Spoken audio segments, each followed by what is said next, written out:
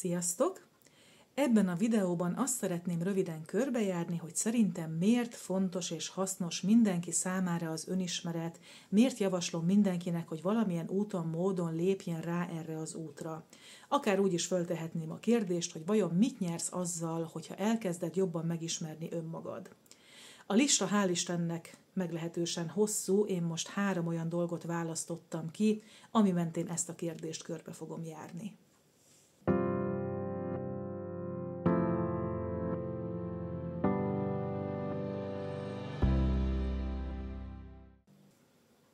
Mielőtt belefognék ennek a 3 dolognak az ismertetésébe, csak nagyon röviden az önismeret céljáról. Ezt is millió szempontból körbe lehet járni. Ha egy dolgot ki kéne emelnem, ami szerintem a legalapvetőbb, akkor biztosan azt mondanám, hogy az önismeret azért fontos, hogy legyen egy általános jó közérzeted. Hogy tudd jól érezni magad, és ha valamiért mégsem érzed jól magad, akkor tudd, hogy az miért van. Ebből következik tehát szerintem az önismeret egyik legfontosabb nyeresége, ami ebből a 2 részből áll. Az első, hogy fölismered, hogy mi az, ami kibillent az egyensúlyodból, és a másik, hogy tudod az útját, hogy hogyan tudsz visszatalálni hozzá, hiszen nem vagyunk egyformák. Sajnos elég gyakran tapasztalom azt, hogy erről megfeledkezünk.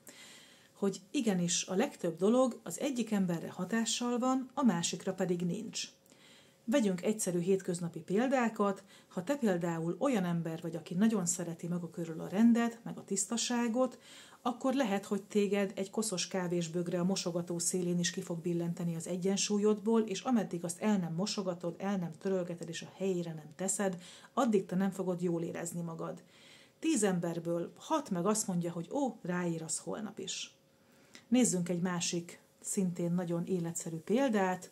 Ha te például olyan ember vagy, aki szereti a társaságot, szereti a nyüzsgést, szereti, ha a középpontban van, akkor szinte biztos vagyok benne, hogy téged nagyon megviselt a Covid első hulláma, amikor nem járhattál ki, és nem járhattál össze másokkal.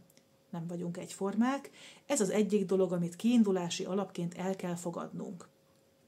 Ehhez hasonlóan szintén az egyenletnek egy nem eltávolítható komponense az, hogy bizony, emberek között élünk, történnek a világban mindenféle események és helyzetek, amik hatnak ránk, és amik időnként az egyensúlyunkból szintén ki tudnak minket billenteni.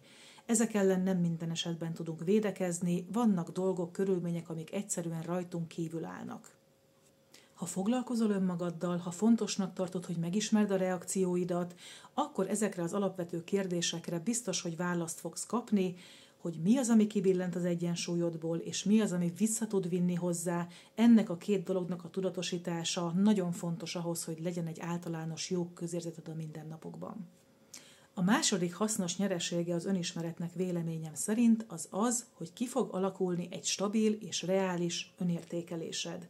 Nem fogod magad se többnek, se kevesebbnek gondolni, nem leszel rászorulva arra, hogy folyton a külvilágból érkező megerősítéseket hajkurázd, mert egyszerűen te magad tisztában leszel a saját értékeiddel. A stabil és reális önértékelés az pedig az alapja annak, hogy én megmerjem tenni azt, amit szeretnék, kimerjem mondani azt, amit akarok. Mit jelent ez, és mit nem jelent ez?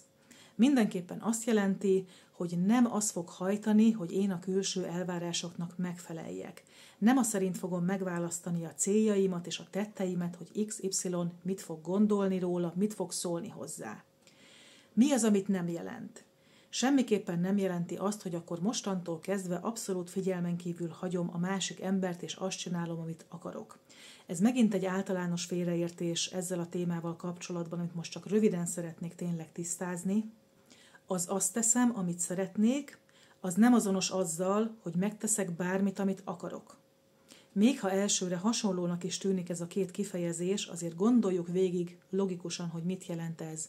Ha én azt teszem, amit szeretnék, az azt jelenti, hogy van egy szabadságom abban, hogy én mit szeretnék megtenni, hogy az én igényeim mit diktálnak nekem, és nem fogom hagyni magam befolyásolni valaki más által. Semmiképp nem jelenti viszont azt, hogy én ennek érdekében átgázoljak másokon, hogy én ártsak valakinek. Ez egy elég nagy téma, lehet, hogy egy külön videóban hosszabban fogok beszélni erről, amit ennek kapcsán most csak szerettem volna mindenképpen tisztázni és rávilágítani, hogy mint a mélyebb önismeret mondjuk úgy, hogy második számú szerintem legfontosabb következménye, hogy a stabil és a reális önértékeléseddel te meg fogod tudni engedni magadnak azt, hogy ne mások döntsék el, hogy te mit szeretnél, és ez semmiképpen nem egyenlő azzal, hogy te valaki másra az akaratodat ráerőlteted. És akkor még egy kicsit tovább görgetve ezt a gondolatmenetet, nézzük, hogy szerintem mi a harmadik legpozitívabb következménye, hogyha önismerettel foglalkozol. Hát feltétlenül az, hogy magabiztosan tisztában leszel azzal, hogy mik a te saját vágyaid, igényeid. Miért fontos ez? Erre is nagyon sok példát lehetne mondani, én most megint hadd ragadjak itt ki 2. Az egyik az, hogy ha te tisztában vagy azzal, hogy te saját magad mire vágysz, mire van igényed, akkor nem fogsz többé feleslegesen energiát fetszölni olyan dolgokba, amik igazából valaki mástól származó kimondott vagy kimondatlan elvárások. Illetve, hogyha te tisztában vagy a saját igényeiddel és a saját szükségleteiddel, akkor fogsz tudni igazán reális célokat kitűzni magad elé, és igazán akkor fogod tudni azt végigvinni lépésről lépésre, anélkül, hogy bárki más megingatna téged ebben. Itt most megint akkor álljunk meg egy kicsit, és nézzük meg, hogy ez mit jelent, és mit nem jelent. Feltétlenül nem azt jelenti, megint csak, hogy akkor mostantól kezdve bárki bármit mond nekem, én, mint a faltörőkos, padlógázzal megyek végig mindenen, ami az utamba kerül, bármilyen árat is fizessek érte. Ez nem erről szól. Ez inkább arról a jelenségről szól, amit azt gondolom, hogy mindenki tapasztalhat, aki nyitott szemmel jár manapság a világban, ez pedig az, hogy kéretlen tanácsokkal, úgynevezett jóindulatú, segítő ötletekkel vagyunk elárasztva, ismerősöktől és ismeretlenektől egyaránt.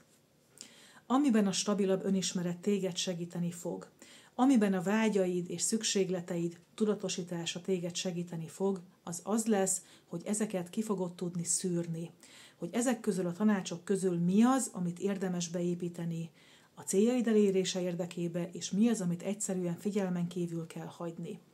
Ez megint egy nagyon nagy téma, ezek az úgynevezett kéretlen tanácsok, erről majd megint csak egy külön videót szeretnék csinálni. Most, mint a harmadik legfontosabb következménye az önismeretnek, én ennyit gondoltam ezzel kapcsolatban.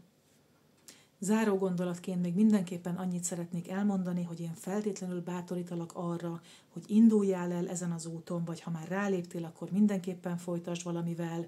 Kívánom neked, hogy tudjál jól bánni magaddal, és ha lehetőséged van, akkor bánj jól másokkal is. Nem is olyan nehéz. Köszönöm szépen, hogy megnézted ezt a videót.